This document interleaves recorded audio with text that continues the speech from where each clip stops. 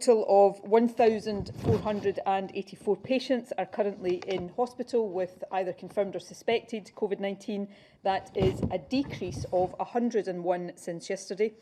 A total of 82 people last night were in intensive care with confirmed or suspected cases of the virus, and that is a decrease of 7 since yesterday. I'm also able to confirm today that since the 5th of March, a total of 3,100 patients who had tested positive and been hospitalised with the virus have now been able to leave hospital. That is very good news, and I wish all of them well.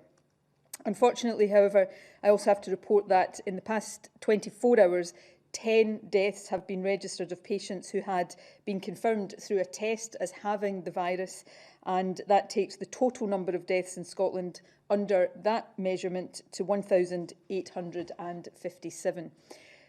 These figures should, of course, be treated with some caution. As we said before, although deaths can now be registered at weekends, we know that registration numbers over weekends are usually lower than they are during the week. So that should be taken into account when considering today's figures. As always, I want to stress that these numbers are not just statistics. They represent individuals whose loss is being felt and mourned by many. And as always, I send my deepest condolences to everyone who has lost a loved one to this virus. We are all thinking of you at this time. And I also want to thank, as I always do, our health and care workers. You are continuing to do extraordinary work in very challenging circumstances, and there is not a day passes that I don't feel, and we all feel, a deep debt of gratitude to you. Now, I have one issue that I want to talk about today, and that relates to lockdown. Let me emphasise at the outset that the lockdown in Scotland remains in place.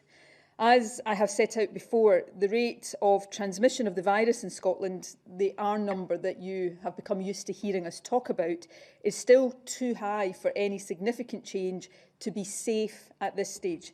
Indeed, the R number may, as I said earlier in the week, be slightly higher here than in other parts of the UK at this point. That means we must be very cautious and very careful about where we proceed to from here. Having made real progress in recent weeks, and I think you can tell from the figures that I am setting out for you day after day that we have made real progress, the objective now for all of us must be to consolidate and solidify that progress. We mustn't squander our progress by easing up too soon or by sending mixed messages that result in people thinking that it's okay to ease up now. Let me be very blunt about the consequences if we were to do that. People will die unnecessarily.